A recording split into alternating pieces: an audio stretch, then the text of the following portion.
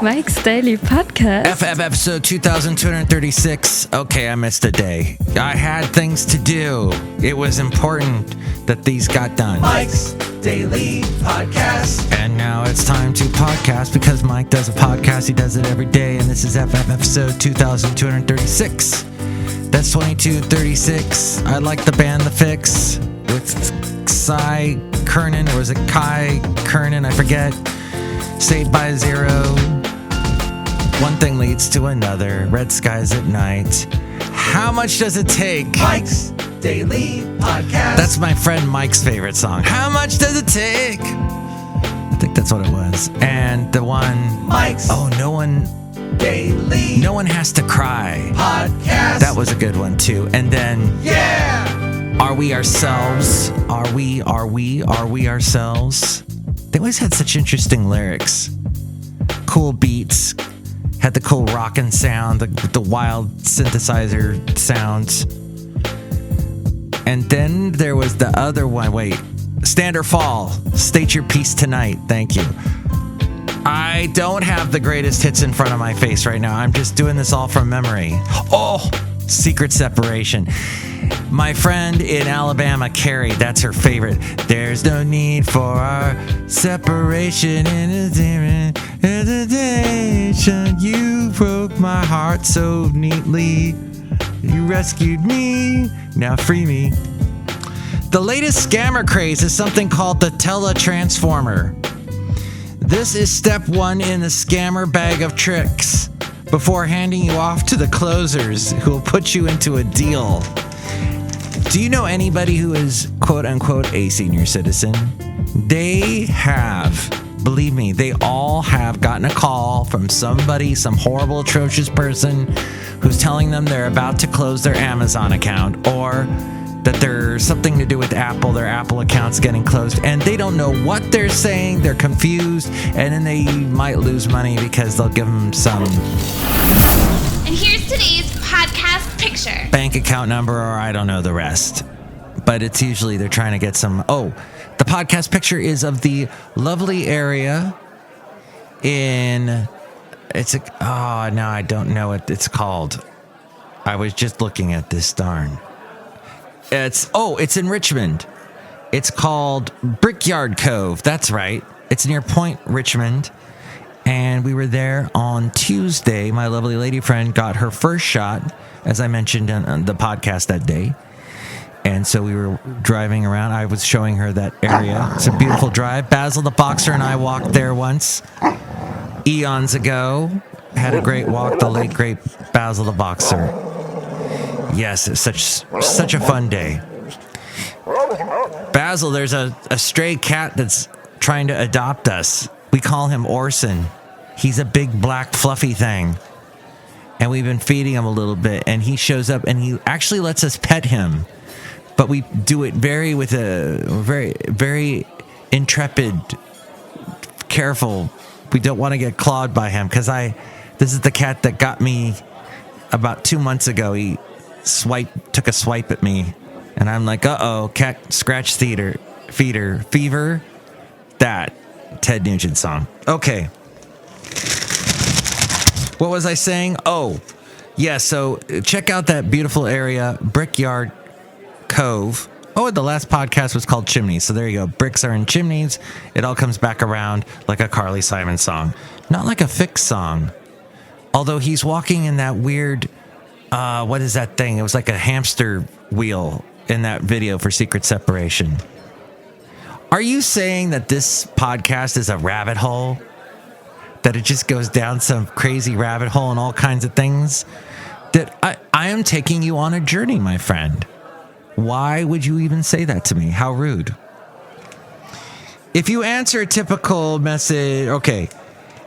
When you answer the phone, they will, sometimes your message will leave a callback number, or they'll claim they're returning your call or calling because you recently bought one of their products. If you answer, a typical message will say, "This is Kristen with Benefits Advisors calling on a recorded line. How are you today?" No matter what you say, they launch into their spiel, sometimes about Medicare, sometimes about Social Security, or your mortgage, or your student loan or car insurance, your disability or senior living home improvement. The range of topics is long, so just hang up. With other types of calls, however, what they're looking for is yes. With that simple word, they can steal your identity and your money. And this is how it works. The first question they usually ask is, can you hear me? What they want is for you to say yes. That's why they ask that stupid question. Sometimes the question is, are you having a good day? Or is this X? If they have your real name, that's what they'll say. Is this? And then they'll say your real name, not X. Maybe they do say X.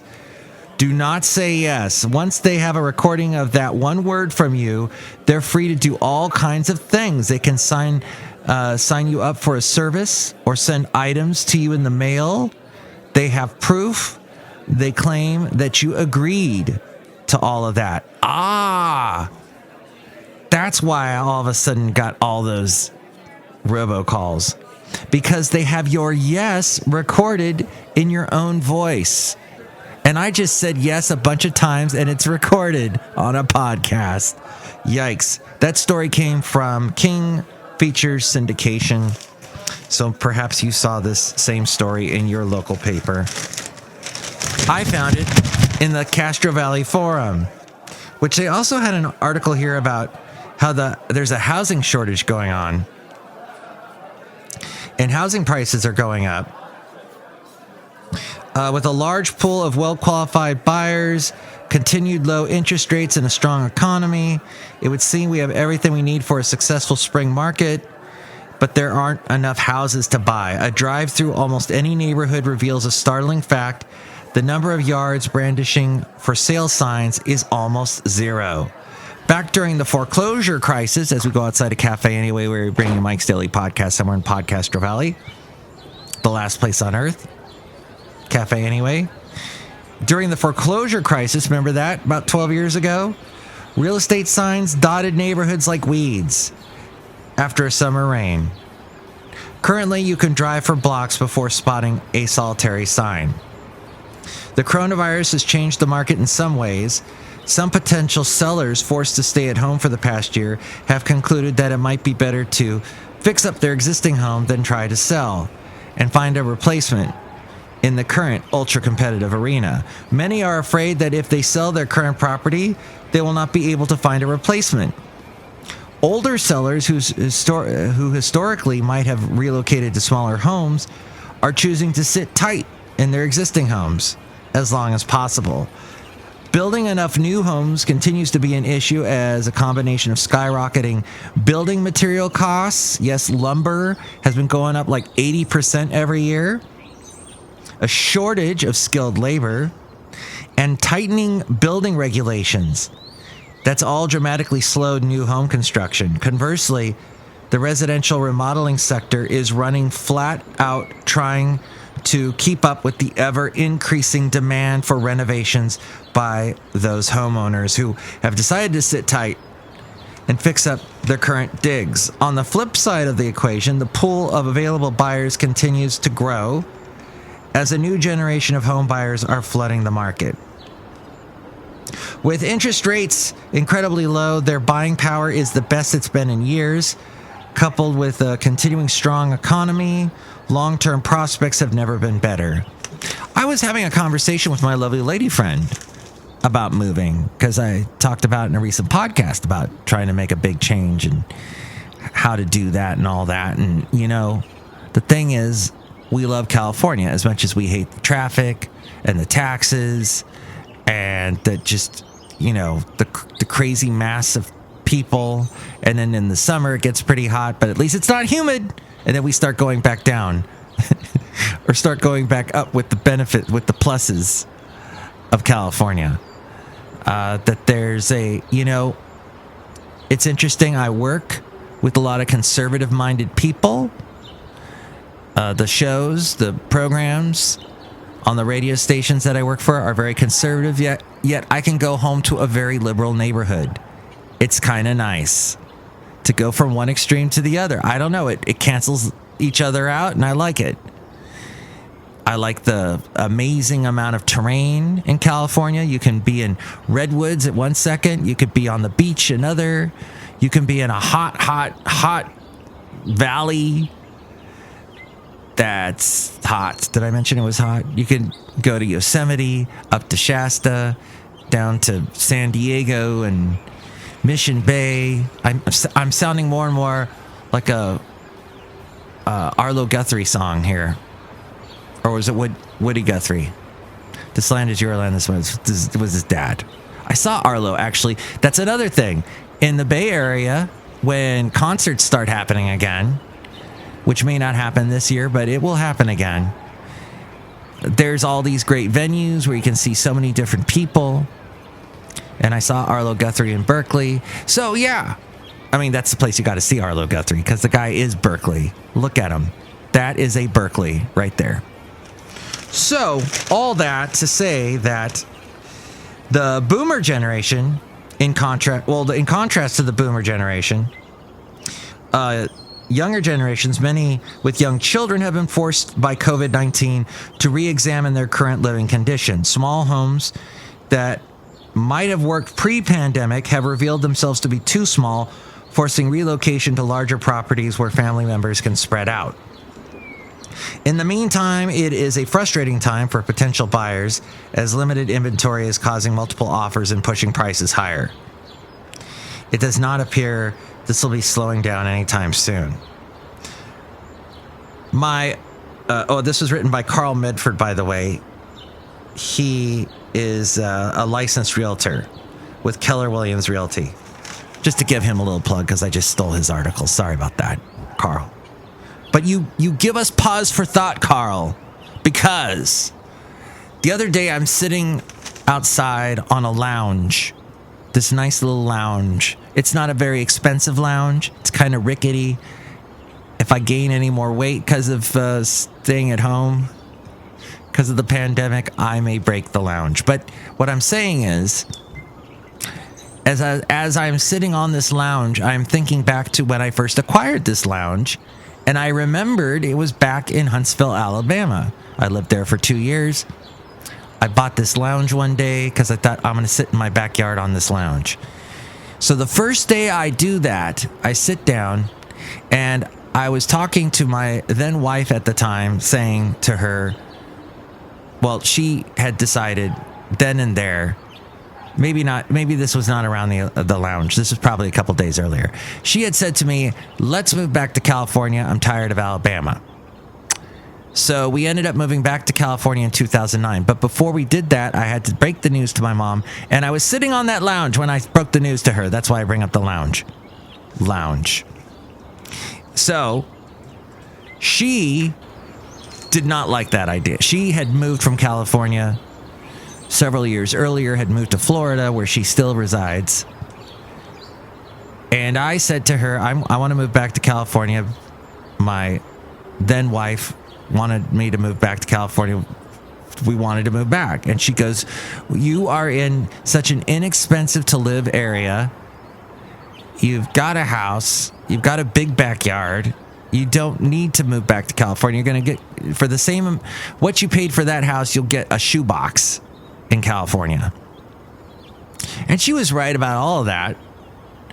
And the problem is, though, she was wrong about some of that, because I moved to California, ended up getting divorced, met my lovely lady friend, and we were having this conversation, my lovely lady friend and I, about how if it wasn't for moving back to California, I would have never met her. You know how things are. And the grass is greener. Well, in that story, I guess the grass was greener on the other side. I went to the other side, and now I'm staying on the other side, against what my mom was suggesting at the time. What's even funnier to me about that whole story is that she was on Facebook at the time, and now she hasn't been on Facebook in like 10 years. But back then she was on Facebook a lot, and she saw me post something about, hey, looking forward to California. And my mom commented, and it's still up there on Facebook somewhere. You'd have to dig back 11 years to find it. But she said, anywhere you live can be paradise. You don't have to move to California. She was trying so hard to keep me in Alabama because I was closer to her in Florida. She was Florida. I could just go and see her. Yeah. But it's funny because she brought that up. She was adamant about it for a while. And then, well, she came to California a couple times to visit. And, you know, it's never been brought up since. Until now, when I brought it up. Why did I bring that up? Okay, a couple things real quick. Double masking is important. The CDC says that unknotted surgical masks block only 56.1%, while a cloth mask only blocked 51.4% of cough particles. So they say you should double mask with cloth and surgical masks together, I guess. It prevents leakage of air and it fits the contours of your face better. Not the ear loops of a surgical mask where they attach the mask's edge and then tuck in and flatten the extra area. Why am I reading this? That's a good question. Because I think there's nurses listening. Maybe there are. Studies by the CDC found, in America, the CDC found that wearing a double mask, cloth, and surgical or disposable reduces exposure to the coronavirus by nearly 95%. Ah, I see. That's what they were saying. Double masking. Okay. The other thing, COVID related, is that we are showering less, and possibly that's making us cleaner. YouGov, a survey they did, found that 17% of us are showering less. A fourth of us wash our hair less. A third are less likely to put clean clothes on daily. And only 1 in 10 are showering more. The James Hamlin, lecturer at Yale School of Public Health, says the idea that we need to use soap all over our body is not founded in any type of science. He only washes with water and occasionally wets his hair. One argument for showering less centers around the skin microbiome. Oh, yeah. Have you heard about this? Hey, God, I sound like such a radio DJ. Hey, have you heard about this? I hate that. When I do that, it's such a crutch. Trillions of microorganisms live on the skin surface, and some microbiomes feed off the oils on our skin, which is stripped away when we use soap. So they say you shouldn't. The skin microbiome plays an important role. It supports our immune system, prevents pathogens entering the body, reduces inflammation, lessens the chance of skin conditions such as eczema and psoriasis.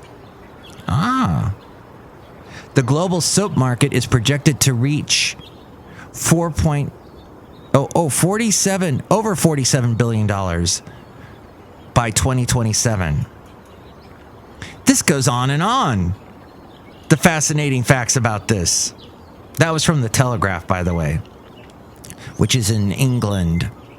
There is a doctor who recently gave his 1,000th shot to a patient. It wasn't the same patient getting 1,000 shots. Hey, how many shots can I take? How much of this vaccine do I need? I think that would pretty much kill you. 1,000. No, so his 1,000th patient got the vaccine.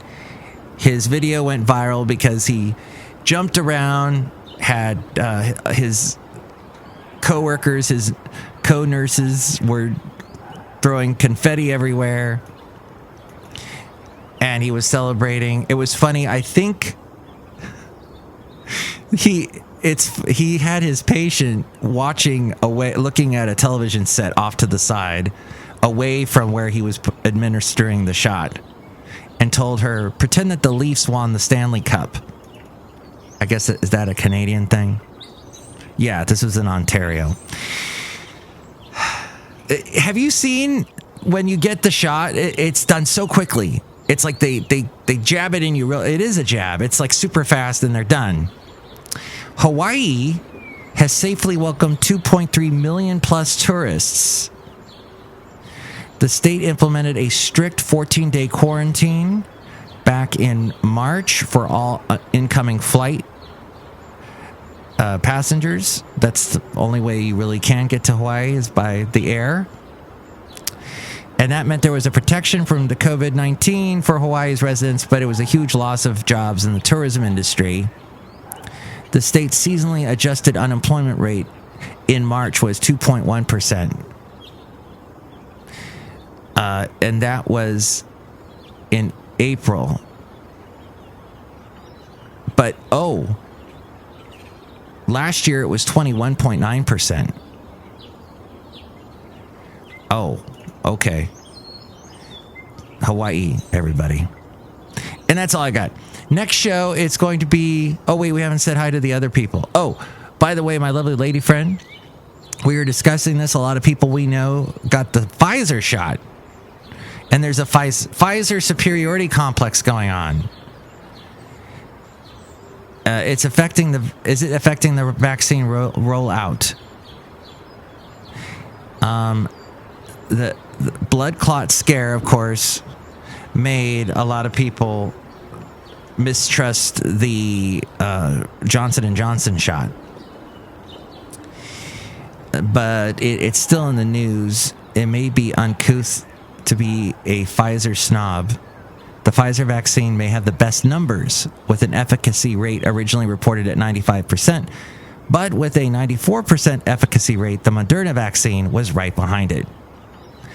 And Johnson & Johnson's efficacy rate was 66%, which is actually quite good if you understand what the numbers mean. Okay. And that was from Slate. Look who's here, somewhere outside a cafe anyway, and Podcaster Valley. Hello, McMatthews. It's Chely Shoehart, gift shop supervisor. Wow, this podcast was jam-packed full of facts. Yes. Look who else is here. Whoa, Mike, this is Floyd the Floorman. And this is John Deere, the engineer. I got my shot recently, and I got the Johnson & Johnson. I hope I don't die. Yeah, a lot of people who get the Johnson & Johnson, they get sick right away, but they're done. You just had the one shot, and the rest of us got to wait forever to get the second one, and then we're done. Yay. Yeah, something like that, Mike. Mm-hmm. Next show, it's going to be Chely Shoehart. No, wait, that was today, wasn't it? Next show, it'll be Benita, the Disgruntled Fiddle Player, and the Brewmaster. I am so wanting to end this show. If you want to chime in about anything, you can call me 336-MM Daily. That's 3 + 3 = 6. MM is in Mike Matthews. Daily is in what this podcast has been. No, it hasn't. It'll try to be yet again. Thanks for listening. Take it away, number person. Call now. 336-MM Daily. Mike's Daily Podcast is written and produced and performed by Mike Matthews. His podcast is super easy to find. Download or listen to his show and read his blog at mikesdailypodcast.com. Email Mike now at mikesdailypodcast@gmail.com. See you tomorrow. Bye!